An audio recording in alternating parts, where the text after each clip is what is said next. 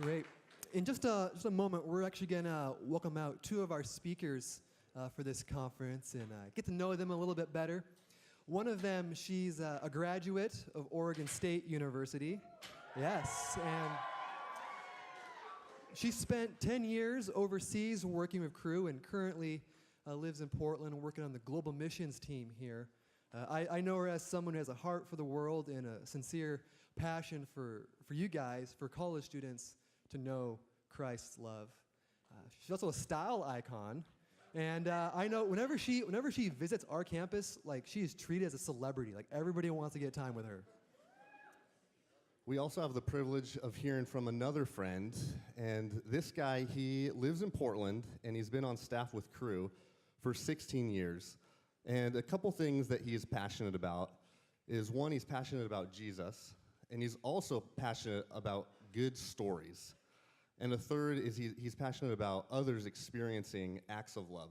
And so please welcome up Nicole Lewis and Matt Mikalatos.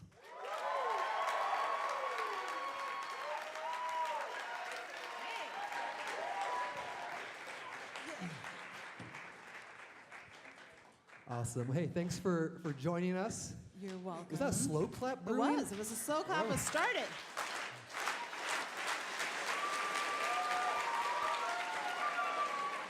This is day one. We'll get our timing better with our slow claps.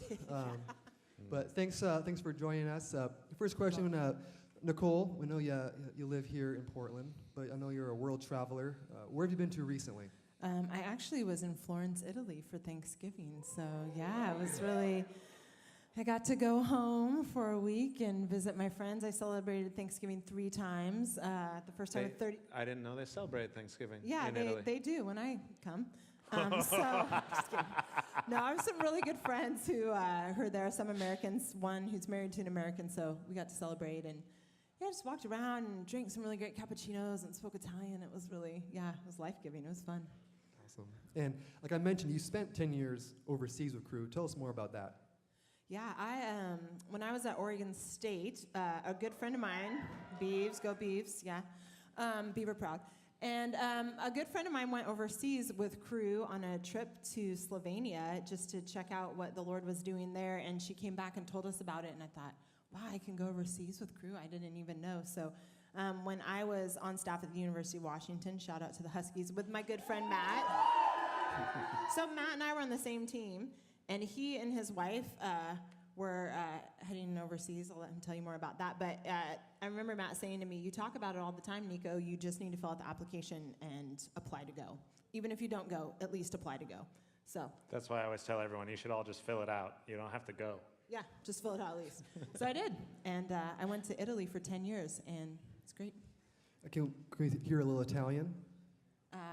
Sì, stasera sono molto felice perché non devo parlare tanto, invece ci sarà Matt, fantastico, e lui è bravo, ragazzi, è bravo lui. Ok, basta. That was great. And so I hear... Grazie. Di niente. Bravo, Matt. And I hear there's a transition happening and you need to learn a new language. Yes, I actually now have to learn the Queen's English because that's what they speak in England, where I am moving sometime this summer to London. So it's an open invitation to all of you to come visit and join with me. Yeah, we can just talk fill about out the that later. application. Just fill out the application, that's right. Start tonight. Come find me. Well, Matt, I know you also have spent some time overseas, so tell us about that. I lived in East Asia with my family for about 3 years. We went when my oldest daughter, who's now 14, was 3 months old. And so she grew up as a baby living in Asia, and she ate, With all those people holding her all the time. everyone loved to hold her, the little American baby, and she ate, cat food flavored baby food, and seriously, fish and carrots was her favorite flavor. So Sounds she like a always great smelled like a experience. cat. It was awesome. But she didn't look like a cat. No. She was cute. That's good. It's good to clarify. All right, so I know I saw you on TV actually just this last week. So tell us a little bit about that. Yeah, I was on the Today Show this week. Jenna Bush Hager, which is, our former president's daughter, flew out. I met her in Salt Lake City for a day, and then at our house in Vancouver for a day, and she interviewed me and another woman about, a year ago, a woman had sent this sky lantern, which is like this flying hot air balloon. She had written on it that she loved and missed her dad, who had passed away, and I didn't know who she was or where she was, but I wrote a letter to her on my website about how her dad felt about her, and that kind of spread all over the world, and we ended up meeting each other, so they just did a story about that. So you can find that online if you look for, Today's Show's Sky Lantern. I think it'll come up. Well, that's awesome, Matt. You guys mentioned this, but at one point you were both at University of Washington. Yeah. Yeah. Did you guys know each other there? Oh, yeah. Good friends. I had a key to his house. He and Yeah, Krista. it's I just let myself in when I wanted. All In the fact, yes, often we would all three sit on our couch, the same couch we still have today, and we would watch sitcoms until Nicole decided it was time to lay on the couch and go to bed. And then my wife and I would go to bed, and she would sleep on the couch. I had my own blanket. I had my own key. Yeah, she had her own bedding. She'd pull it out. It was like her little Basically, room. just lived there. Because I had an air mattress at my house. You know, Nicole- it was back in my cheap days. Nicole's part of our family. She's like an aunt to my kids. They adore her. Like, we've been good friends for a long time. This theme of what kind of love, kind of on a lighthearted note, we sent out a hashtag of bad dates, bad first dates, bad crew dates. And we're gonna, in a minute, some of us up here, we're gonna share some of ours, but I'm gonna read some of the entries that you guys sent in. Is anyone on a date right now? Do we need to? Okay, a few. Because Okay. we can call them You're out. not even sitting together. Okay. We can call them out on that, Matt. Oh, yeah. That's one of the things we didn't say. Matt and I once emceed a conference, and then they never let us do it again We were the worst. because Yeah. we may or may not have mentioned some people dating, Who and they weren't didn't dating. like that. They weren't dating then, but then 5 They were minutes after the obviously meeting. interested, and we publicly said in front of their entire school, it's kind of like this guy and that girl. Clearly they want to get together, but they won't admit it. And look, both of us, like having a conversation I about mean, it. just- She jumped up crying and left, and he got up and he was like, "Urgh," and then he left. And then they left Cru, and then they started dating. Yeah. So we were prophets. That's the first point, and they never let us MC again. No. That's true. That was our last time. This is the first time we've been on stage together since then. Oh, that's great. So Many years have passed. We we have matured. some things to look forward to then. Yeah. So that's kind of Yes. fun. You don't know what she said in Italian yet. Holy. Well, let's read some of these. This is from Joe Pavlish. He says, my wife had a date who ordered a party-size mac and cheese just for himself. This is a good meal by a good guy. Julie Chang, Jude Law lookalike, tries to feed her from his fork shrimp salad and impress her with facts that he checks on his phone to make sure they are right. Because he's a confident and secure guy. That's great. Beautiful. And this one's anonymous, and I think we find out pretty quickly why it's anonymous. Cooking dinner with my BF and went to potty. Septic tank got messed up. Whatever that means.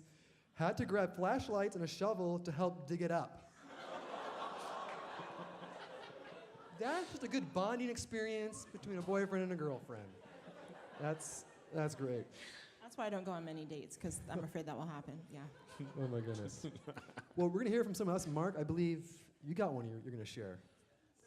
I do.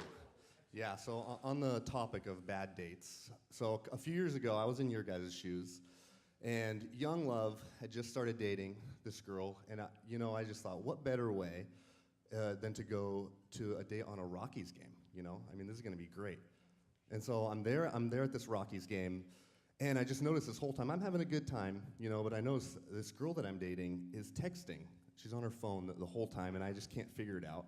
So me, being the secure boyfriend that I was, I decided I'm gonna lean back, and I'm gonna look at what's going on over here. And so I look at her phone, and I kid you not, the first words that I read are, "I'm just not that into him anymore. I think I'm gonna break up." So, yeah, that's a bad date. And so, I excused myself. I said I had to go to the bathroom, and I just walked around the baseball field for a couple hours. So that was my bad date. Did you just leave her there? I went back eventually. It took a couple hours, but I did go back. Nicole, That's off. I I just left her. The end. Yeah, okay, this was my sophomore year in college, and this was the approach that I got. Hey, are you married? No. Do you have a boyfriend? No. Do you want to go out with me? And I laughed, actually. I just thought it was very bizarre. And I said, well, I don't really know you. What's your name, first of all? And he said, my name's Keanu. And I go, oh, like Keanu Reeves? And he goes, no, Keanu. Keanu. Like, there's a big difference there, yeah. Kind of like a Chinese tone or something. And so I said, well, let me think about it.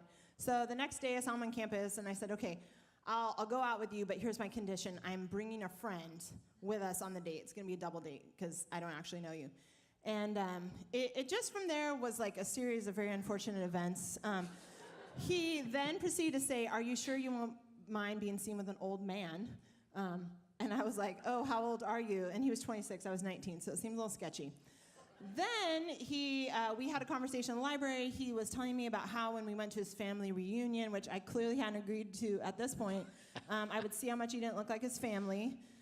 He proceeded that by saying, I hope you don't break my heart. The last girl I dated did that. Okay, I won't try. And this is all building up to the date. This is all building up. Yeah, we haven't even gotten on the date yet. Then we had a phone. Then we had a phone conversation where I was trying to figure out, should we go out Friday, Saturday? Well, he wanted both, and I said, no, one day, pick a day. And he goes, oh, in 20 years from now, Nicole, when we're married and have kids, you don't have to worry about this. And I said, listen, you need to come back to reality where I am at. We're going on one date, and that is all for now, you know? So we went on the date, and it was miserable. My friend not only brought a date, but her 13-year-old cousin, so that's awesome. So it's just like horrible. So after the date with the 13-year-old cousin and my stupid friend, I just told him, look, I'm moving. I'm not interested in getting a relationship. We should just be friends. And he was like, yeah. Were you moving? I was moving to Corvallis, so that I wasn't lying. Are you guys still friends? No, he never talked to me after that, surprisingly. Nice. We never had another conversation. But this is funny. About 3 months later, I saw him on campus, and I was like, oh, look, there's Keanu that I went out with. And my friend goes, that's not Keanu. His name is... Something else. Totally different name. He had lied to me about his name, and I was just like, why did I go with that guy? Oh. So, anyway. All great relationships start with a lie. Yeah. Yeah, with your name. With a lie and a plan for your life for 20 years down the road. Yeah. I wonder when he would have broken, like maybe at the wedding. Right. Or maybe at his family reunion when he had a completely different name they were calling him by. I think I would have clued in. Oh, that's not you. All fun little surprises you would have found out. It's terrible. Thank you, Matt. I don't have a really good bad date story, but I do have a story about the culmination of bad dates that led to a breakup. I was just kidding. The dates were actually great. There was this girl that I'd been dating her for a year and a half, and some of you have probably heard this story because it's so epic. It's been passed around as an urban legend, but. But it's true. We've been dating for a year and a half. She was in Germany. She had just moved to Germany for a study abroad program. And I was talking to her on the phone. And as we hung up, I said, goodbye, I love you. And she said, hey, did you get my letter yet? And I was like, oh, you sent me a letter? Great, I haven't seen it. And she was like, oh, okay, good. I love you too, bye. And so, right, I go get the letter the next day. And I open it up. The guys earlier, I was telling them this story. They're like, was this 30 years ago? Why were you sending letters? Yes, it was, okay? Shut up. Someone else tonight was like, I see you took the 90s theme seriously today. I was like, this is just what I wear. I'm from the 90s. But I opened this letter, right? And it says, Matt, I like you, blah, blah, blah, but we should see other people. We should break up. And I was devastated, like super brokenhearted. I'm walking around my neighborhood where I lived, literally at night sobbing, crying. And one night... Oh, boy. One night, I'm crying. I don't know why she broke up with me. I'm crying, and I'm praying, and I'm saying, dear Jesus, I need some way to show you how deeply hurting I am, and just telling you is not enough. I need to, like, learn how to play a musical instrument so I can write songs about how sad I am. And I'm not kidding. Right as I pray that, I look over, and there's a guitar discarded in the garbage. And I was like, oh, Jesus, you're so good. And I start walking around. I'm strumming this out-of-tune guitar. I don't even know enough to tune it. And as if this isn't sad enough, so literally I'm crying, I'm strumming an out-of-tune guitar. I can't think of anything to sing, but I'm just feeling sad. I go, I gotta go somewhere sadder. Like, this isn't sad enough.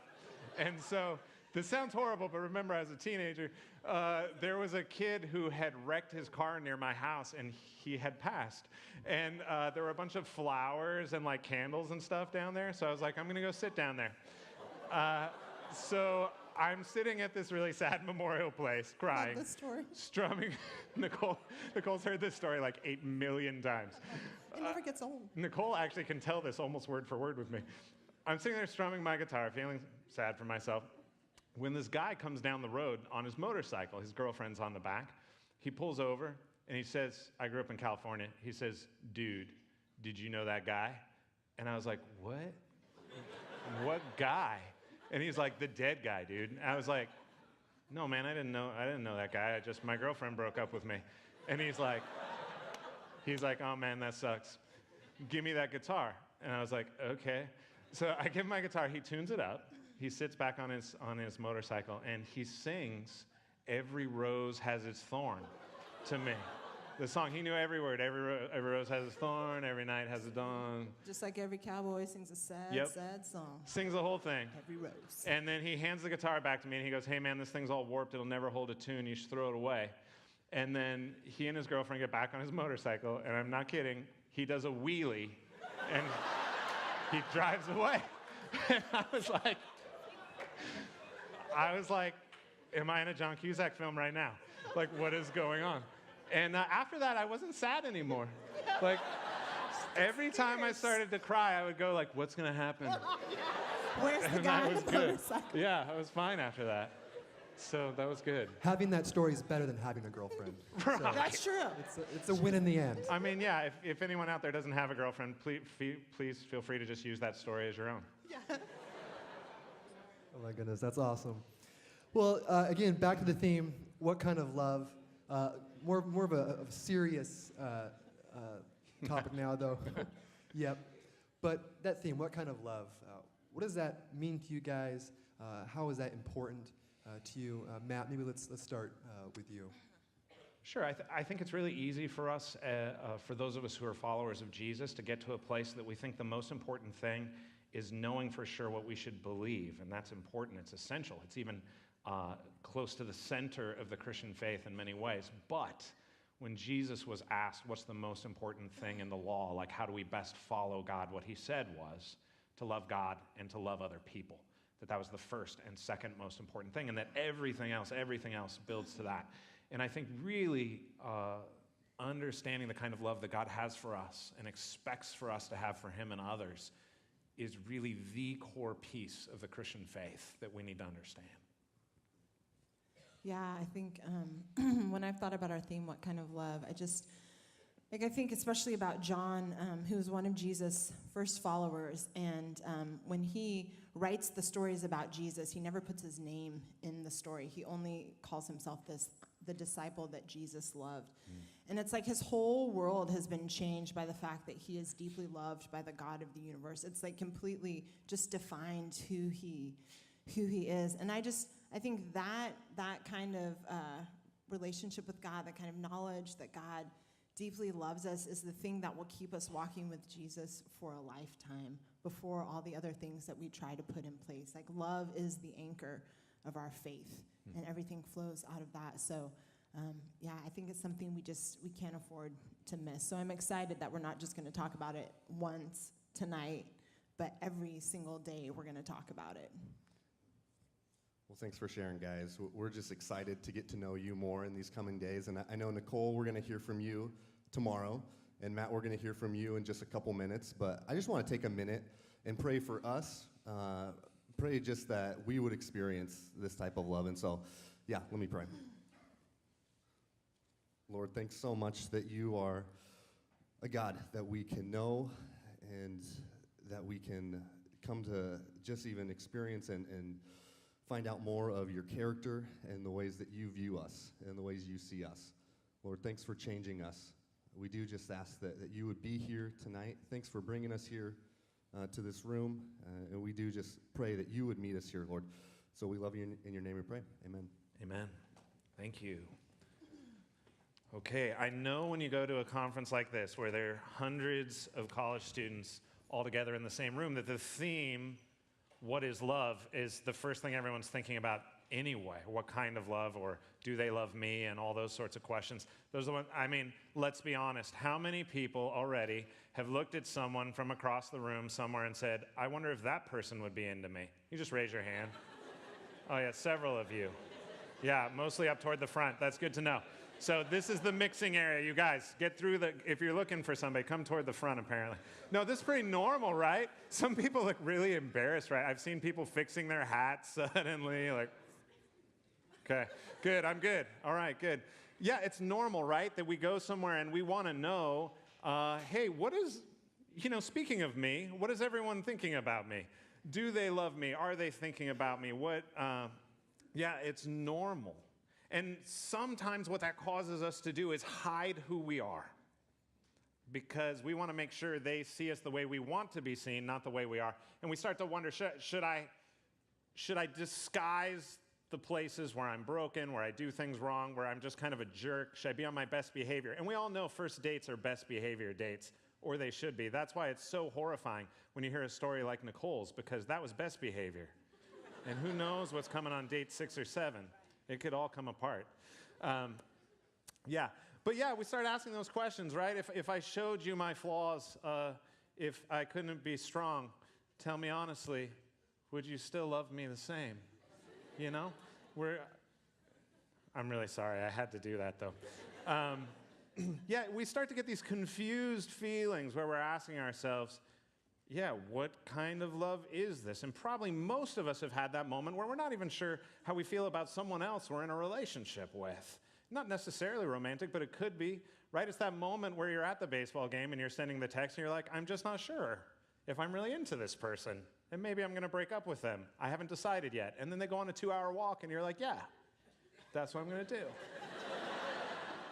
No, it's like we're all figuring stuff out. We're trying to understand our own emotions, the emotions of people around us.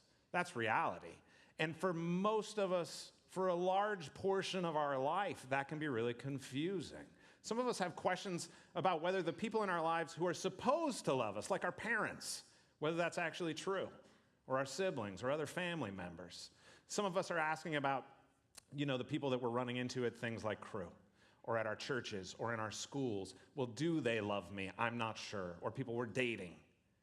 And it just continues from there. It's this constant question, this struggle that we're trying to figure out. And that's not a bad thing. It's part of the reality of human relationship that we're trying to figure out. But there's so much confusion about love and what it is and how it works. And we see it in ourselves, and we see it in the people around us. And that can be as simple as there's a kid I grew up with named Jared. Jared is a guy who, when you watch him interact with your parents, you're not sure what's going on. He literally is the kind of guy that when he was at college, he would call his parents for one reason only, because he needed something. To the point that they literally would answer the phone and say, Jared, what do you need? Because he would call because he needed money, because he needed his tuition taken care of, because something didn't work out, because he needed a ride from the airport, a ride to the airport, someone to buy an airplane ticket. It didn't matter. If he needed something, he called, and that's the only reason he called. He didn't call for birthdays. He didn't call for holidays. And one time I heard him after his birthday, he'd received a bunch of gifts, like a giant package, and he's talking to his mom, and I heard him say these words, "It was the wrong color, and that's not what I told you to get. And you bought this other thing, and I didn't want that. That wasn't on the list I gave you."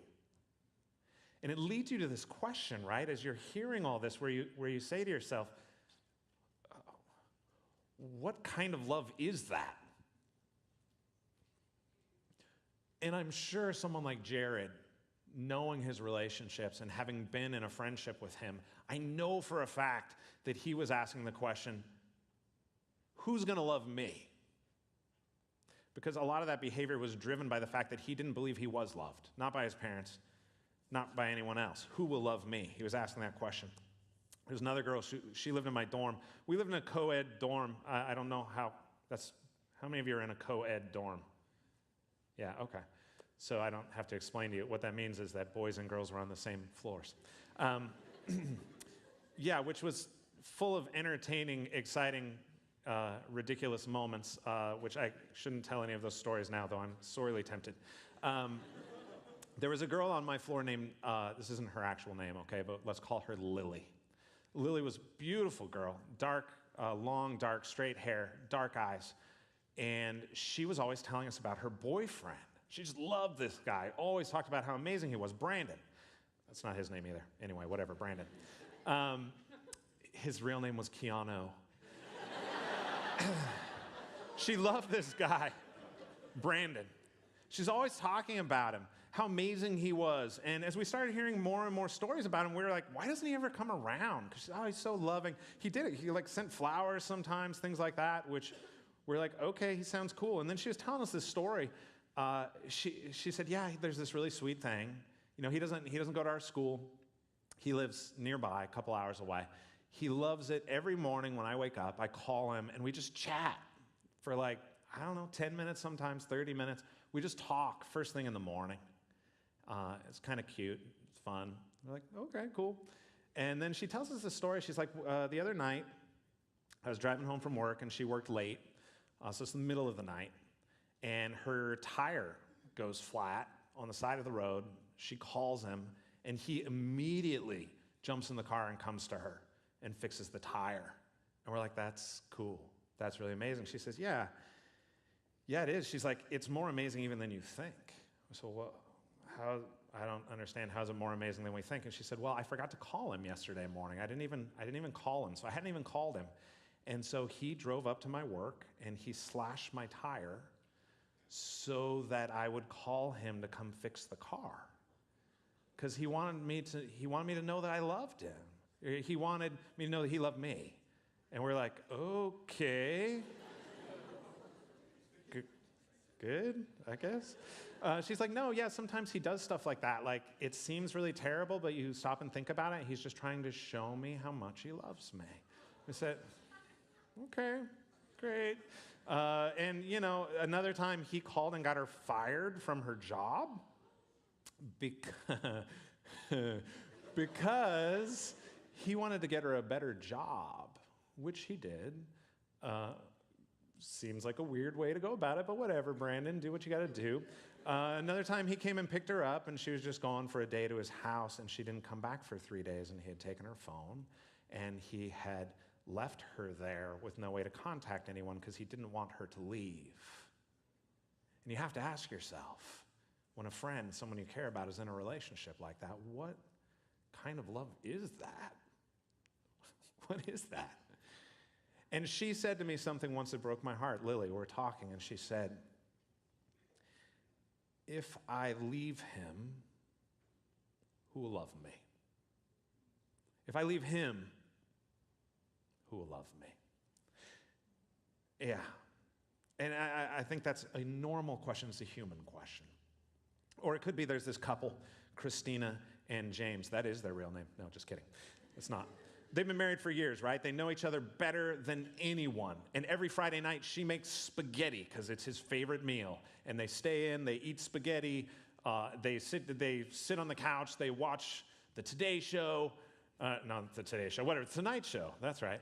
I don't know them very well. But they do things like this. He's really good at buying gifts. And, the last birthday, he bought her exactly the earrings she wanted. He knew her well enough to know that she wanted all these things I don't understand, like a martini cut diamond, solitaire something.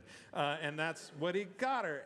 But here's the weird thing, as you get deeper into that relationship, they've been together a long time, and they have this beautiful, romantic comedy story of how they came together. But tonight, where they are in their relationship is they both would say that they are married and together because it's a habit. It's an obligation. That they're together because the accumulated years of their relationship creates a gravity that keeps them together. And there are times where both of them would say, there are times where they find themselves married and well-known and unsure if they are loved, and unsure whether they love each other.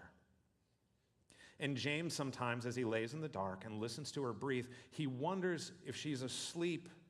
And he wonders if, despite that warm body next to him, if he might not be truly alone. And Christina finds herself also alone, also in the dark, and asking herself how this happened, how she got here, and saying to herself over and over, what kind of love is this? What kind of love is this? And who will love me if I can't find love here? These aren't random stories. These are ordinary, everyday stories that are happening all over the world, that are represented in some way in this room, I'm certain, because they're human stories. They're the reality of us as human beings in interaction with one another. They're ordinary, everyday, average stories. There's nothing spectacular about them. No reason to make a movie about them or a miniseries. Please, not a miniseries, because it's just us. It's just life. It's just every day. And that's the thing that's really fascinating when we start talking about our relationship with God. For many people who are in relationship with God, especially the further along we are, our relationship with God, we start to transform the way we talk about it so that we're not talking about a relationship, we're talking about a set of beliefs. Does God love you? Yes, I do believe that God loves me. Here are the following verses that will explain that. I do believe that. It becomes this systematized, nothing wrong with systems, systematized way that we talk about what we believe about God, not the relationship we're in with him. Now again, belief is important. It's essential. But we forget sometimes. We lose our awareness of the fact that it's not only what we believe, but it is this relationship. And what's fascinating is that it's not just that we believe that he's loving, believe that he's just, believe that he's merciful or whatever, but that he interacts with us in those ways. And meanwhile, when God talks about us, what he does is he talks about us in the most intimate human words possible. When God talks about his relationship to humanity, he consistently uses the metaphor of our most intimate human relationships to explain his relationship to us. So he'll say that he's our father, that he's adopted us as his children. He'll talk about his relationship to humanity like a relationship between two lovers, that he has passion for us, that he desires us. He'll talk about it as a relationship between a husband and wife, that has been, that there's dedication there, that there have been agreements made about the permanence of the relationship. He'll talk about it in all those different ways, that every time, almost always, he even talks about us as siblings or as friends. When God talks about his relationship to us over and over, what he says is, think of the best human relationship you have. We don't all have good relationships with our parents. We don't all have good relationships with lovers or spouses or whoever. But what God basically says to us is, think of the best human relationship you have. What does that feel like? How do you experience that? What does that mean? What do you get from that? What do you give? What does it look like? And then he says, that gives you some clue, some idea of you and me. The absolute best, most intimate human relationship is just enough for him to say, that's a metaphor that almost works to let you know what we have. It was fascinating. Now, does that describe where I am with Jesus? Not necessarily. Not often. Not for me personally, anyway. And that's, I think, an important thing, too. In any relationship, there has to come a place that if you're going to move forward into greater intimacy, into deeper love, that you have to be vulnerable. You have to be honest. You have to be able to say, I hear you saying you love me, but here's where I am in this relationship. I'm thinking of walking. I'm thinking maybe you say that, but you don't mean it. I'm thinking I loved you once. I'm thinking, yeah, I'm totally into you. Whatever. That we have this moment, that we have a conversation about our relationship. And I'm afraid that for many of us, and I know I slip into this over and over and over, is that I want to say to myself, it doesn't matter how I'm feeling or where I am or what I'm thinking, because I believe the right things. But it does matter.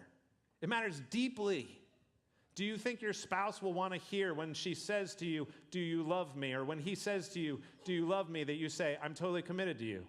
I'm not going anywhere. I totally believe you are my spouse. Sounds great. No, that's not what we want to hear. We want to know the truth. So maybe when it comes to your relationship with God, maybe you're like Jared. Maybe you see him almost like a genie in the bottle. You're not sure if he loves you, but you're sure he'll give you some stuff if you keep asking. And if you tell him specifically, I want this on this day, at this time, in this color and size. And when he doesn't give it to you, you get kind of upset. How dare you not give me the thing I've asked for you? I thought we were in a relationship. Could be. Maybe. Or maybe you're like Lily, and you see your relationship with God as that he's a person who consistently does terrible things to you with the excuse that he's somehow showing you how great he is. Maybe that's who you think he is, that he would harm you to make himself look good. Maybe so. Maybe that's what kind of relationship you're in. Maybe you're like Christina and James, and you're in a relationship with God that's simply out of habit, out of gravity, and you feel intensely alone. Or maybe it's something else. Maybe it's something good. Maybe it's something beautiful. Maybe you and Jesus are riding bikes and eating ice cream. I don't know. It could be. But I think there's this question, right? This is our moment to be honest. As we're starting this week where we're going to be talking about what is love, can I be loved, who loves me, does God love others, all these sorts of questions, we have to start here with this. How am I in relationship to him? What is our relationship? How do I feel? Where are we? What human relationship would best describe the reality of how I'm experiencing our relationship today? Not what you believe to be true, but how you feel right now in the relationship. And what I'm going to do right now is I'm going to give you just a few minutes, just by yourself, to reflect on this. And it's okay. If you're not in a relationship with God, easy answer, right? That's fine. That's okay. We're glad you're here. If you're in a place that's really wonderful and amazing, good. Write that down. Think about what kind of relationship would be the best example to show this. If one of these stories I just told you, you're like, that's me for sure. Good. Reflect on that. Think about it. Tell Jesus about that. If there's something else, if it doesn't quite fit and you need to figure it out, good. Think about it.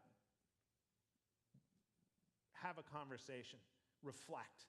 So we're going to take a few minutes right now to give you a moment to reflect and think about what is the best way to describe your relationship now, and is that where you want to be?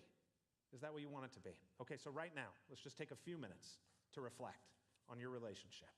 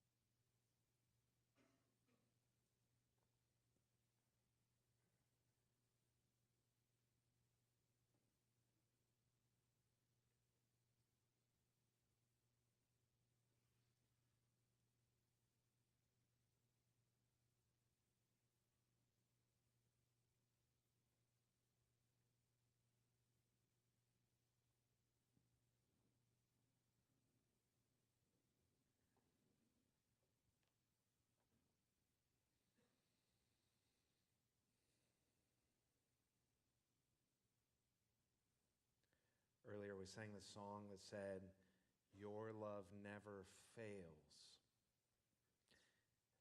That's true. That's really true. I think the reality is for some of us where we are in our relationship, there can be these moments where we say, if your love never fails, how is my life the way it is now? That we hear those words and respond not with worship, not with, yeah, I agree with that, but with skepticism. Say, like, I don't think that could possibly be true. And I don't know where you are. Maybe you've been hurt by religious people. Maybe you have friends who betrayed you or abandoned you. Or maybe the people closest to you who should have loved you just didn't, haven't, won't. And maybe things are fine, but that's all they are. They're fine. That could be. Or maybe things are amazing and you're thrilled about your relationship with Jesus, which is amazing, so good. It's a good place to be. Or maybe you're not even sure that there is such a person as God. Our theme verse this week is 1 John 3:1, which we heard earlier. See what kind of love the Father has given to us, that we should be called children of God. That's what we are. So often the stories in Scripture, when God goes to tell his story about how he's in relationship to us, it's closer to a story like this, that there's a man and a woman coming out of the opera, right, in their nicest clothes, and he looks over and he sees someone in an alley bleeding and goes to them, and they've been knifed multiple times. And he says, I'm going to call an ambulance. And the person says, you cannot call an ambulance. If I go to the hospital, I've got so many problems, so many people I owe money to that it's going to go badly for me. Please, it's better just to leave me here. And the man says, in that case, I'll take you home with me. And he wraps the person up and gets them moved into his car, takes them home, has his personal doctor come and bind their wounds, takes care of them, goes with them through all the withdrawals, all the problems that come along the way in the weeks and months to come. And when that person is well, they say, I can leave now, I can get out of your hair. And the man says, look, you don't have to go anywhere. You can live here in my house as part of my family. You can be my child. Stay here with me. And the person says, no, you don't understand. I owe a lot of people a lot of money and favors and other things out there, and they will come looking for me. And he says, no, you don't understand. In the last few weeks, I found all those people, everyone you owe money to, everyone that you owe a favor to, every person you've harmed, and I've made it right. You don't have to go back to that life if you don't want to. You can stay here with me. I'd like you to. I've grown to care for you. I want you to stay. That's the way God talks about his relationship to us. This generous, loving, kind relationship. Stay with me. And we've just come out of this season at Christmas that specifically talks about it. And it gets so lost in the midst of all the reindeer and the minions dressed up for Christmas and the inflatable lawn ornaments and the music and the everything that we forget sometimes that this isn't so much a story as a retelling of something beautiful.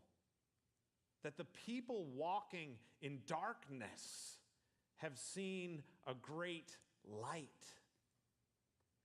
On those living in the land of deep darkness, a light has dawned, for to us a child is born, a son is given, and the government will be on his shoulders, and he will be called Wonderful Counselor, Mighty God, Everlasting Father. The Son will be called Everlasting Father, Prince of Peace. And of the greatness of his government and peace, there will be no end. The story of Christmas is at its heart a story that tells us that in the midst of a broken, messed up, horrible, disturbing world, that maybe somehow in the backwaters of a tiny, tiny town on the fringes of an empire 2,000 years ago, that there was a child born into poverty who transformed the world. That maybe this time, this kid being born is the one who's going to save us. That he came to us. We didn't have to go looking for him. That's beautiful. That's amazing.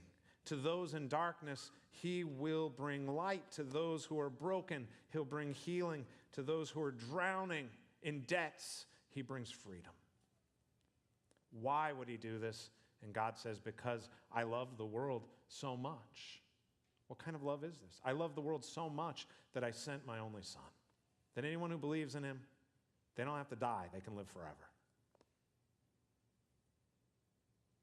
He has such great love that he would adopt us as his children. So who will love me? That question that's at the core for so many of us. Who will love me? That he answers to us in our deepest darkness. He wipes our tears away. He tells us, I'm going to fix this.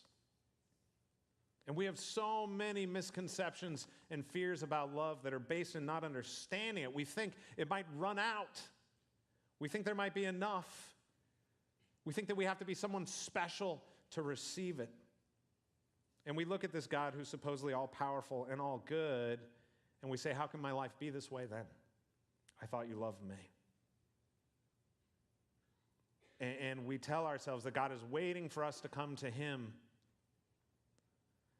And that's not the story at all. That's not the story that Christmas tells us. He will come to us. Love always comes to us where we are, in our darkness, in our brokenness. If you're a follower of Jesus, you need to understand that he loves you with a deep, unfailing, unchanging love. And if you're not a follower of Jesus, you need to understand that he loves you with a deep, unchanging, and unfailing love. We're going to talk more about that tomorrow. And he wants to be in a relationship with you. If you're not a follower of Jesus and you've come to this conference, I understand that one of your friends probably lied to you and told you that we were going to have fun in Portland and eat voodoo donuts. No, listen, every year we have people who aren't Christians come to this conference who aren't followers of Jesus, and we welcome that. We're glad you're here. I have many friends who are not followers of Jesus, close friends who are Buddhist, Muslim, atheist, Baha'i, you name it. And I want to say this to you. We're really thrilled you're here. Tonight, after the meeting, I'd like to invite you to come hang out with me for a little bit. I hope you've seen by now that I put a big value on being honest about things, about where we are in life. And so what I'd like to invite you to just come talk about what is it that Christians believe, really simple kind of overview of that. And then this, we'll talk about how do you survive a Christian conference when you're not a Christian. And I have some excellent tips for you that I think you will enjoy. So you can just meet me after the meeting right here. And we'll just grab literally just a few minutes, get to know each other a little bit. I'll give you my phone number, et cetera. If you need, somebody to talk you down when the Christians are bugging you, you can call me. And I'll be like, yep, they're the worst. Just kidding. Just kidding, Christians. I would never say that you're the worst. Here's the deal, though. Here's what it comes down to. If you're not a follower of Jesus and you're here tonight, I personally, as a follower of Jesus, think that's for one reason. I think it's because God wanted you to hear this message. And it's okay if you're atheist.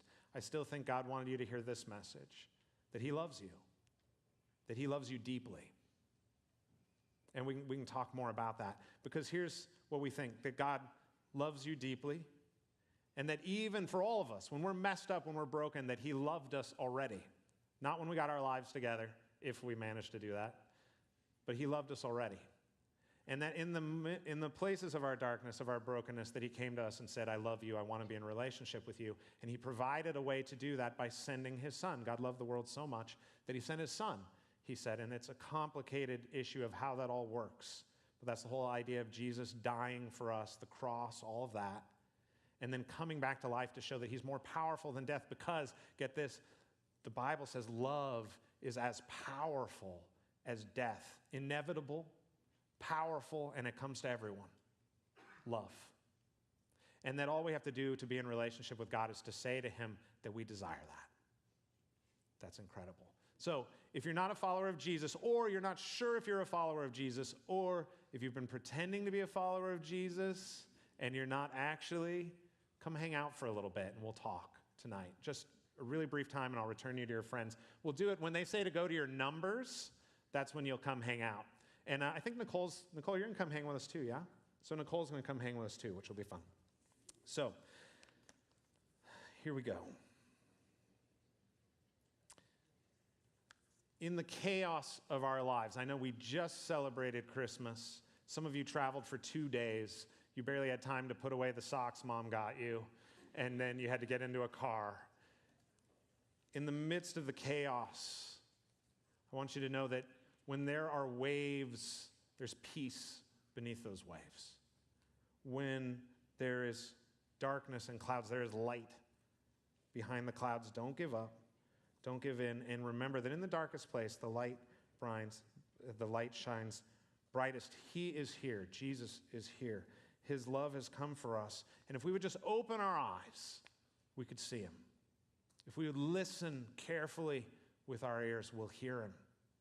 And if our hearts, if we allow them to be open, maybe, just maybe, we'll understand what he's saying to us, that we'll experience his presence. So we're going to wrap up with something a little different tonight. We can't always see the human heart clearly. One of the reasons we so often feel alone is because we lie to each other about what we're thinking and experiencing and feeling. We're not honest about our questions, our doubts, our reality. And one of the things I love when you get out into culture is this idea that in music we're allowed to be honest. Not always, but sometimes. I love musicals. I just love the idea that people could be walking around and suddenly burst into song and tell you what they're really thinking and feeling. I think that's kind of cool, and I hope you guys do it this week when you're like, I love apples, oh, like whatever. I think that's fun. I think that's interesting. So sometimes when we don't give each other permission to share, we tell each other, put on a brave face, pull it together, don't be yourself. I don't want to hear that. When I say to you, how are you doing today? Please say fine and move along. That the reality is, that's not our reality. And we do these things so that we won't weep in public or so that we won't get angry at a stranger. But tonight what we're going to do is we're going to have a little musical interlude and pretend for a moment that it's okay to share our deepest thoughts and ideas. And we're going to let me just set the scene for you. Like imagine that we're at a 24-hour diner and it's Christmas Day. And this little diner, I don't know, maybe it's a Denny's or something. It is a Denny's. Imagine it's a Denny's. And there's a Texaco next door on one side, and on the other side there's a Walmart. And it's Christmas Day, 24 hours, and who goes to Denny's on Christmas Day? It's people who are alone, or people who have nowhere else to be, people who don't have family, or people who wish they didn't. And they're in this place trying to find a way out, trying to find something else. In maybe not everyone, but possibly in the midst of darkness, and saying to themselves, how is it possible in this darkness that there could be any light? How could there be something transformative to come into this? And we've got our players here on the stage now, and I'm going to take my place as well. And it's going to be a musical. But it's not going to be a funny singing and dancing musical. It's going to be a sad just sitting and singing musical. So, Christmas at Denny's.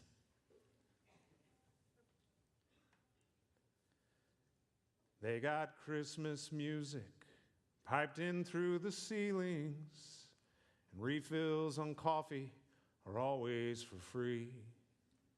And the waitress on Graveyard and the surly night manager, they're wishing that all of us losers would leave. There's a star on the sign at the Texaco station, like the star long ago on that midnight clear. Looking around at these poor empty faces, I doubt that you'd find many wise men here. And I'm dreaming about a silent night, holy night, when things were all right. And I'm dreaming about how my life could have been, if only, if only, if only. But somewhere down the road I gave up that fight. Merry Christmas. It's Christmas at Denny's tonight. Once I had a home and a wife and a daughter, and a company job earning middle-class pay. Then Lisa got killed by a car at the schoolyard, and my wife started drinking just to get through each day. I will never forget that little red wagon turning to rust all alone in the rain. One morning I flagged down a truck on the highway. I just couldn't bear to go back there again. And I'm dreaming about silent night, holy night, when things were all right. And I'm dreaming about how my life could have been if only, if only, if only. Somewhere down the road I gave up that fight. Merry Christmas. It's Christmas at Denny's tonight. And they say life's made of cruel circumstance. Fate plays the tune and we dance. We dance till we drop in the dirt and the dust, and the world just spins on. But I'm dreaming about silent night. Silent night, holy night, holy's cold, holy's bright, round yon virgin mother and child, holy infant so tender and mild, sleep in heavenly peace, sleep in heavenly peace.